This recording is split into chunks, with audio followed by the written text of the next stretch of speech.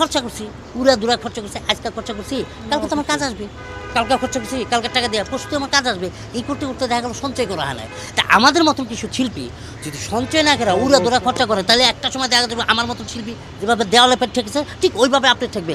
যদি আপনি এখন থেকে সঞ্চয় না করেন, সঞ্চয় করবেন যাতে ভবিষ্যতে কারো কাছে হাত না পাততে হয়। এই ভিডিওটার উদ্দেশ্য কাউকে ছোট করা না। এই ভিডিওটার সামারি হচ্ছে সঞ্চয় করবেন যেন ভবিষ্যতে কারো কাছে হাত পাততে না হয়। আমরা ইউজুয়ালি মনে করে থাকি যে যে যত বেশি টাকা ইনকাম করবে হয়তোবা সে তত বেশি টাকা সেভ করবে। এই জিনিসটা কমপ্লিটলি একটা মিথ। কারণ তিন ধরনের skill. Earning money is a different skill, saving মানি বা টাকা সঞ্চয় করা এটা আরেক ধরনের স্কিল, আর ইনভেস্টিং অথবা মাল্টিপ্লাইং ইওর মানি এটা আরেক ধরনের স্কিল। আমাদের সমাজে এমন অনেক লোক আছে দেখবেন যে মাসে লক্ষ লক্ষ টাকা ইনকাম করে, কিন্তু তাদের জীবনযাত্রায় তারা হয়তো একটা বাড়িও করতে পারে না, কোনো অ্যাসেট করতে পারে না, জমি জমা করতে পারে না। কেন?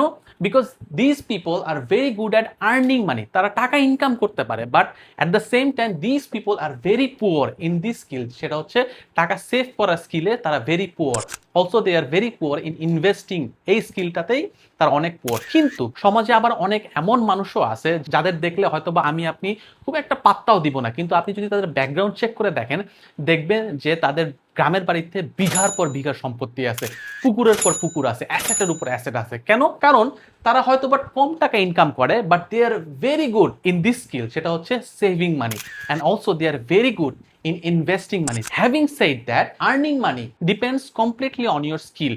আপনি যদি ডাক্তার হয়ে থাকেন, আপনি যদি ইঞ্জিনিয়ার হয়ে থাকেন, আপনি যদি কোডিং পারেন, আপনি যদি এআই রিলেটেড কাজ পারেন, তাহলে আপনার স্কিল যত বেশি, আপনার টাকা আপনি তত পুল করতে পারবেন, তত টাকা কামাইতে পারবেন। কিন্তু তার মানে এই না যে আপনি তত টাকা সেভ করতে পারবেন। সেভিং মানিটা ডিপেন্ড করে কমপ্লিটলি আপনার ডিসিপ্লিনের উপর। আপনি কতটুকু টাকা সঞ্চয় করতেছেন, কতটুকু আপনি খরচ করতেছেন, কতটুকু আপনি আপনার এক্সপেন্সগুলা কাট শর্ট করতে পারতেছেন, এগুলোর উপর ডিপেন্ড করে যে আপনার সেভিং স্কিলসটা কত। এবং আপনি যে টাকাটা সঞ্চয় করলেন, মনে করেন 1 লক্ষ টাকা সঞ্চয় করলেন, এই 1 লক্ষ টাকা কিভাবে আপনি 2 লক্ষ বানাবেন, 2 লক্ষ টাকা কিভাবে 4 লক্ষ বানাবেন, 4 লক্ষ টাকা কিভাবে 8 লক্ষ বানাবে, এইটা is completely an art. Investing money অথবা multiplying money is an art, মানে এটা একটা শিল্প। সো আপনি যদি এই 3টে স্কিলই শিখতে চান, তাহলে অবশ্যই অবশ্যই আমার ভিডিওগুলো আপনি দেখবেন এবং আমার চ্যানেলটা ফলো করবেন। আমার চ্যানেলে আমি বিজনেস রিলেটেড কথাবার্তা বলি, আমি কমিউনিকেশন স্কিল শেখাই, কারণ কমিউনিকেশন স্কিল যদি আপনার পুয়ার হয় তাহলে আপনি বিজনেস খুব একটা করতে পারবেন না।